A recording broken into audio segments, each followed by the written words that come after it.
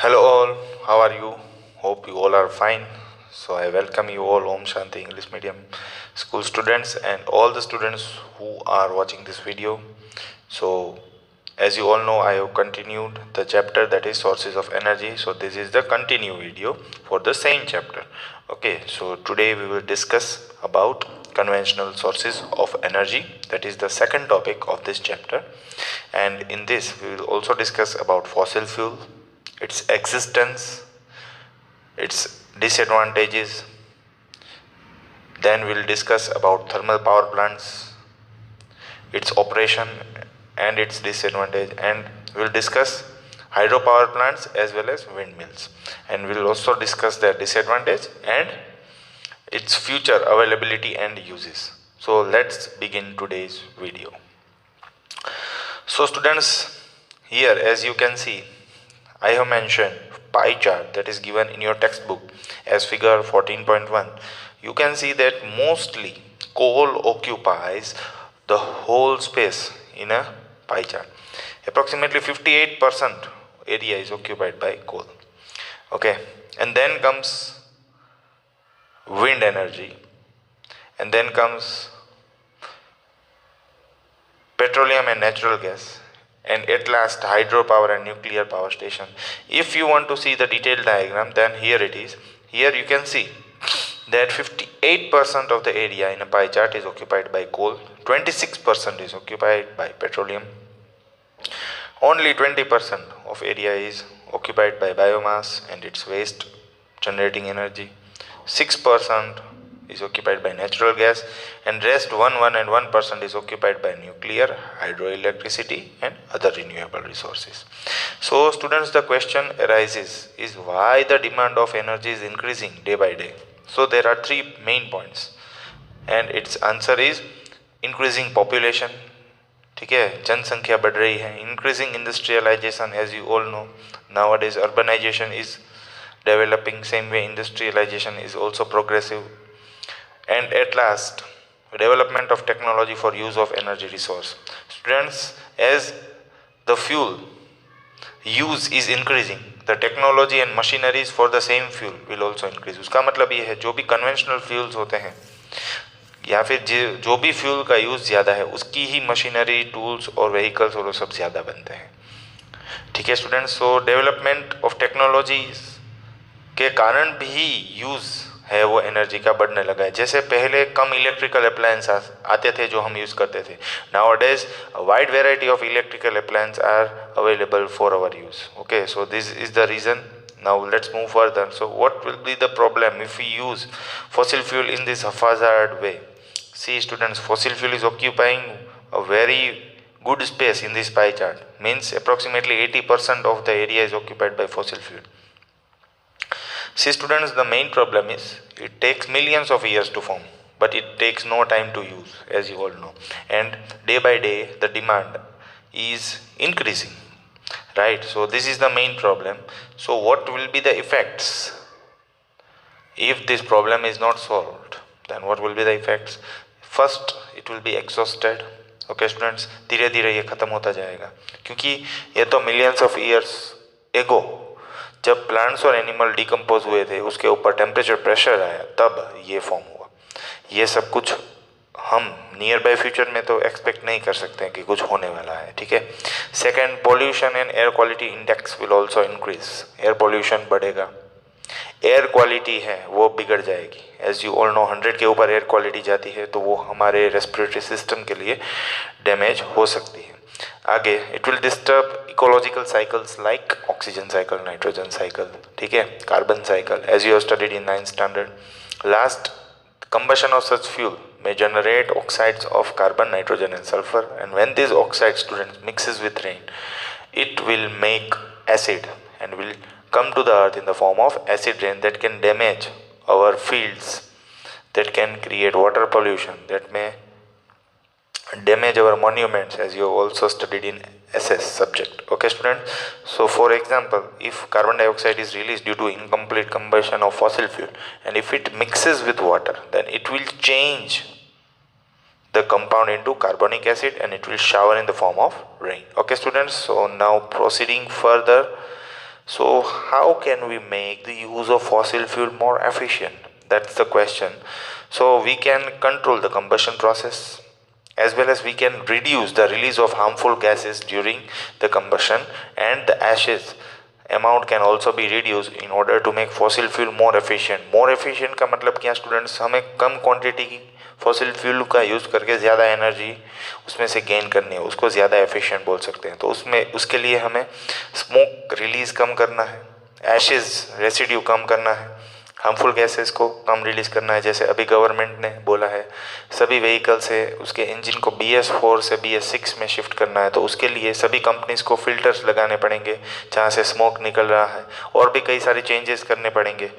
ठीक है, that's why the cost of vehicle is increased in recent time, क्योंकि BS6 models जो होते हैं वो साउंड भी कम क्रिएट करते हैं क्योंकि ज़्यादा फिल्टर्स है, और वो स्मोक भी कम रिलीज़ करते हैं पहले के हिसाब से, और वो स्मोक में कार्बन डाइऑक्साइड और हार्मफुल गैसेस का कंटेंट भी कम हो जाता है, पार्टिकुलेट मैटर का भी कंटेंट कम हो जाता है। Okay, now let's move further, that is our topic is conventional sources of energy. So what is the definition for the same? The sources of energy which have been in use, अभी जो use हो रहा है, since a long time are called conventional sources of energy. Coal, petroleum and natural gas, hydel energy, wind energy, nuclear energy, ये सब कुछ conventional sources of energy में आता है क्योंकि हम ये यूज़ कर रहे हैं करंटली और लंबे समय से। ठीक है, एडिशनली फायरवुड को भी कन्वेंशनल सोर्स ऑफ एनर्जी बोला जाता है क्योंकि वो रूरल पार्ट में अभी भी यूज़ होता है एज ए कुकिंग। आगे जाते हैं स्टूडेंट्स।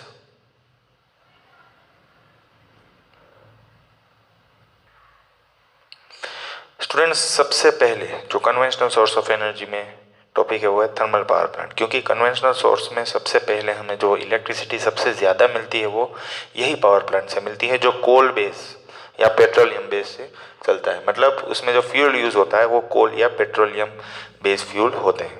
ठीक है, तो उसमें क्या होता है स्टूडेंट्स, ये इसका मिनी या हाउस होल्ड मॉडल है। आप देख सकते हो स्टूडेंट्स, जो पानी है वो प्रेशर कुकर में लिया जाता है।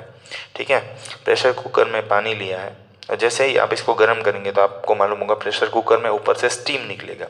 That steam will travel through pipe, okay, and there is an arrangement of tennis ball and metal sheet. ये बॉल है स्टूडेंट्स जो दिखाया गया है, उसके ऊपर जो विंग्स जैसा दिख रहा है वो मेटल की शीट्स है।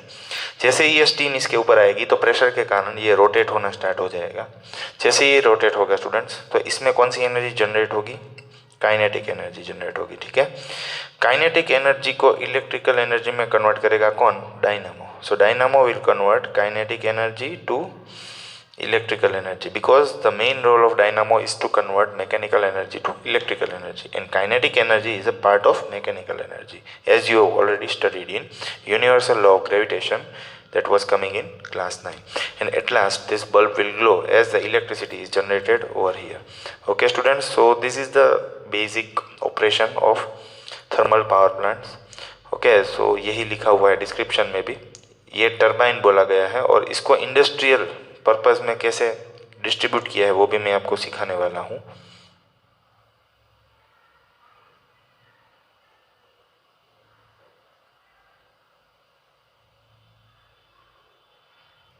तो स्टूडेंट्स, यहाँ पे आप देख सकते हो कि कोल जो होता है वो यहाँ पे होते हैं। कोल को यहाँ पे गर्म किया जाता है। ठीक है स्टूडेंट्स, तो उसका स्मोक यहाँ से निकलेगा, कोल का स्मोक, और इससे जो भी हीट एनर्जी जनरेट होगी वो कहाँ जाएगी? ये बॉयलर में जाएगी। ठीक है, और ये बॉयलर में जो भी कोल्ड वाटर होगा, जो नीचे से आ रहा है कोल्ड वाटर, ठीक है, वो यहाँ पे हॉट वाटर में कन्वर्ट हो जाएगा। Why? Because large amount of heat is generated from the upper side and it is supplied to the boiler, और उसके कारण यहाँ से स्टीम जनरेट होगी। आप देख सकते हो ये एरो दिखाया है, और स्टीम जाएगी टरबाइन में।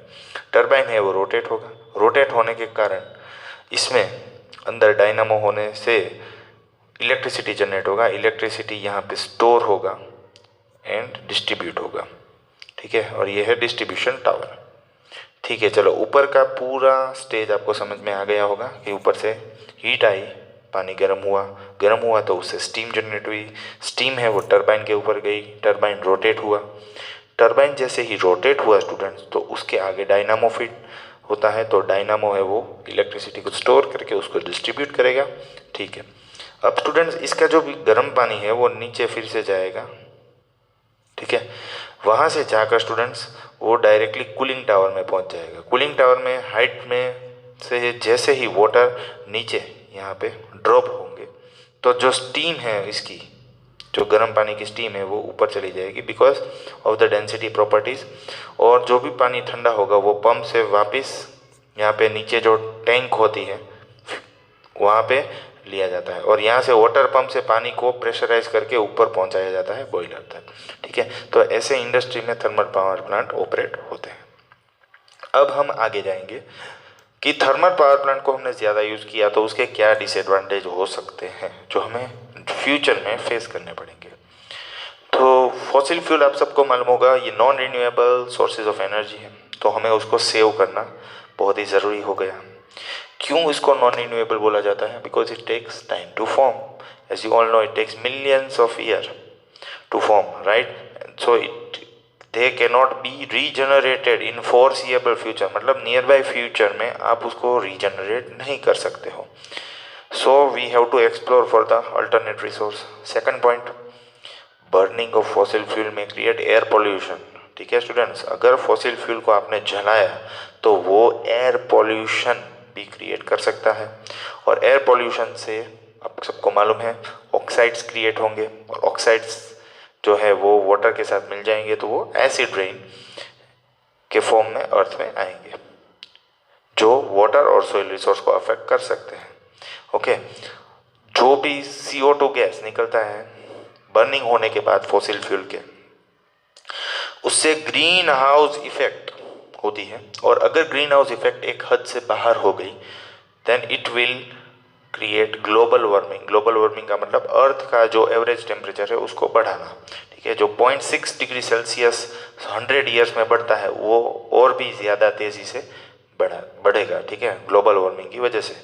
ओके, और ग्रीन हाउस इफेक्ट क्या है? जब सन के रेज ट्रैप हो जाते हैं due to green house gases, that effect is nothing but green house effect. तो अगर कार्बन डाइऑक्साइड का लेवल बढ़ेगा so it is the major gas of green house and it will also increase the green house effect.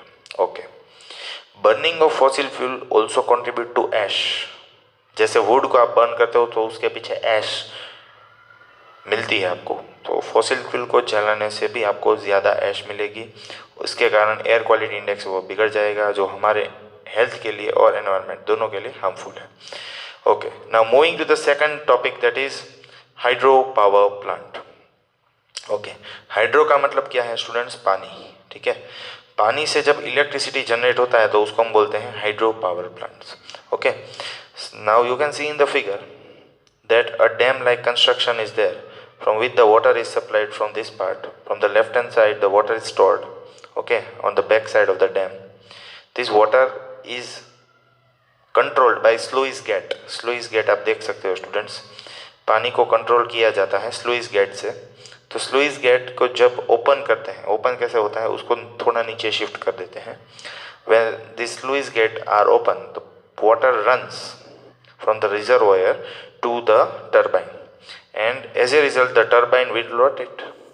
As the turbine will rotate, the dynamo will function and it will convert the mechanical energy into electrical energy, and this electrical energy is stored in a powerhouse and at last it is distributed via power lines. Okay, so यही सब लिखा है, आप देख सकते हो in a description that huge dams are built over a source of water. Water is collected. When water falls on the turbine, turbine moves and kinetic energy of water is converted into electrical energy. कौन convert करता है? Dynamo convert करता है। फिर ये electricity है वो store होती है पावर हाउस में और एट लास्ट डिस्ट्रीब्यूट हो जाएगी। अब हम आगे जाएंगे स्टूडेंट्स। इसके भी ड्रॉबैक्स हैं, सबके ड्रॉबैक्स होते हैं, आप सबको मालूम है। Building large dam is not good for the ecosystem. When large dam is built, a vast tract of land is submerged. ठीक है, जहाँ पे भी डैम बिल्ड होगा तो बहुत सारी लैंड है वो ऑक्यूपाई हो जाएगी और उसके कारण वेजिटेशन और वाइल्ड लाइफ दोनों को इमेंस डैमेज होगा। ठीक है, वेजिटेशन और वाइल्ड लाइफ को सबसे ज़्यादा नुकसान होगा, और वेजिटेशन और वाइल्ड लाइफ अगर डिस्टर्ब हुआ तो इकोसिस्टम अनबैलेंस हो जाएगी। आगे जाते हैं students. Moreover, when the submerged vegetation decomposed, it produced large amount of methane gas. Methane का मतलब CH4 गैस जो नेचुरल गैस में होता है.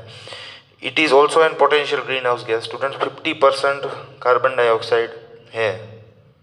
ग्रीन हाउस के मेजर गैस में 50% कार्बन डाइऑक्साइड है, 25% मीथेन गैस होता है. ठीक है, तो this is the second contributor in a greenhouse effect, and it is also not good for environment as it will lead to global warming. आगे जाते हैं. Third point, building large dam also affect large section of population in a surrounding area. Although government comes with some rehabilitation plan for the people, but the displacement of people from their roots has its own cost involved. उसका मतलब कि जब भी dam बनाना है तो वो area में जो भी पीपल होते हैं उनको एक जगह से दूसरी जगह शिफ्ट करना पड़ता है. स्टूडेंट्स, तो शिफ्टिंग का कोई भी खर्चा गवर्नमेंट नहीं उठाती है. शिफ्टिंग होने के बाद जो भी लैंड उनका था उतने पोर्शन का ही लैंड गवर्नमेंट उनको ऑफर करती है. ठीक है, तो उनको अपने खुद से शिफ्टिंग का कॉस्ट उठाना पड़ता है, and that is very much harmful for the people. Okay, so these are the disadvantage. Now coming to the last point of the video, that is wind energy. ठीक है स्टूडेंट्स, तो wind energy का मतलब क्या है कि आप देख सकते हो कि wind की फ्लो से ये जो रोटर ब्लेड्स है वो रोटेट कर रही है. ठीक है, और इसमें से जो भी इलेक्ट्रिकल एनर्जी जनरेट होगी ये सभी में से वो एक बैटरी में स्टोर होती है. आपने इसके पहले वाले वीडियो में देखा होगा कि एक फ्यूल को स्टोर किया जाता है. उसमें मैंने एक पिक्चर शो किया था कि बैटरी जैसा होता है, उसमें इलेक्ट्रिकल एनर्जी स्टोर करते हैं फिर उसको डिस्ट्रीब्यूट करते हैं. So here wind energy, that is the natural sources utilised in order to gain electrical energy. Okay students, so nowadays wind mills are being used to generate electricity. Kinetic energy of wind is utilized to run the turbines which generates electricity. Students, जहाँ पे भी turbine होगा उसके साथ dynamo होगा ही, जो आपने thermal power plant में देखा था. ठीक है, एट प्रेजेंट सबसे ज़्यादा जो इलेक्ट्रिसिटी विंड एनर्जी से प्रोड्यूस करता है वो है जर्मनी. ओके, एंड इंडिया का कम्स एट नंबर 5. पूरे वर्ल्ड में इंडिया का 5th नंबर है. फर्स्ट जर्मनी आएगा. In India Tamil Nadu is the largest wind energy producing state. सबसे ज़्यादा तमिलनाडु प्रोड्यूस करता है. The largest wind farm in India is in Kanyakumari. और कितना पावर जनरेट करता है? 380 मेगावाट है. 1 मेगावाट मतलब 10⁻12 वाट होता है. ठीक है, 10⁻12 वाट. ओके स्टूडेंट्स, तो अब हम आगे जाते हैं. इसकी भी कोई लिमिटेशंस होगी. Wind farm can only be establish where wind speed is more than 15 kilometre per hour. Students, बहुत ज़्यादा बार पूछा गया है कि कब विंड फार्म आप एस्टैब्लिश कर सकते हो. कोई भी जगह पे हो सकता है, सिटी में हो सकता है, नहीं हो सकता है. जहाँ पे जगह खुली हो, ठीक है, जहाँ से ब्लॉकेज ना हो विंड का कोई भी, और उसकी speed minimum 15 kilometre per hour को टच कर रही हो. ठीक है, wind farms need to be establish on a large tracts of land. मतलब ह्यूज एरिया चाहिए अगर विंड फार्म को एस्टेब्लिश करना है तो. Fan of the wind mill has many moving parts, so cost of maintenance and repair is quite high. Students, आपने देखा होगा कि हाईवेज में जब रोटर या फिर विंड फार्म की जो विंड मिल की ब्लेड्स लेके जाते हैं तो बहुत बड़ी होती है. ठीक है, तो उसका मेंटेनेंस और रिपेयर कॉस्ट बहुत ज़्यादा होता है और लिमिटेड कंपनीज ही इसका मेंटेनेंस और रिपेयर करती है. Last 2 points, that is machines have to be open in leading to corrosion of equipment. अभी स्टूडेंट्स, ये जो विंड मिल की ब्लेड्स होती है वो ओपन होती है टू द एनवायरनमेंट, तो उसको तीनों वेदर से फेस करना पड़ता है. तो इसके कारण उसमें जंग लग सकता है, कोरोशन अगर होगा उसकी ब्लेड में तो ब्लेड्स को रिप्लेस करना पड़ेगा. Initial cost of establishing a wind farm is very high as the instrument are made by a limited companies. So initial cost to establish a wind farm in a particular area is very much high and expensive. Okay students, तो यहाँ पे ये video है वो ख़त्म होता है. Hopefully आपको पूरा वीडियो अच्छे से समझ में आ गया होगा, तो ज़रूर से लाइक कर दीजिए. Thank you for watching the video.